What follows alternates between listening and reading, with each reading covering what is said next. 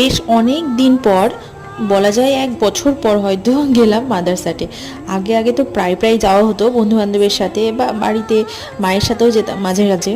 মাঝে অনেক দিন যাওয়া হয়। যাই হোক, আজ সকাল থেকেই ভাবছিলাম যে যাব একবার, গিয়ে অন্তত কিছু না হলেও অ্যাটলিস্ট একটু ড্রিঙ্কস কিছু অন্তত খেয়ে আসবো, বা স্ন্যাক্স কিছু। গিয়েই আমরা অর্ডার দিয়েছিলাম একটা বার্গার, ক্রিস্পি চিকেন বার্গার, একটা মকটেল অর্ডার করেছিলাম, এটা একটু ওই রোজ ফ্লেভার মতো, বেশ ভালো ছিল।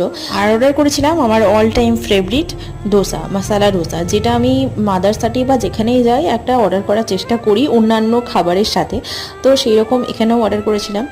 আর মাদারসাটের ডোসাটা আমার সব সময়ের জন্য ফেভারিট। সব খাবারগুলোই যথেষ্ট টেস্টি।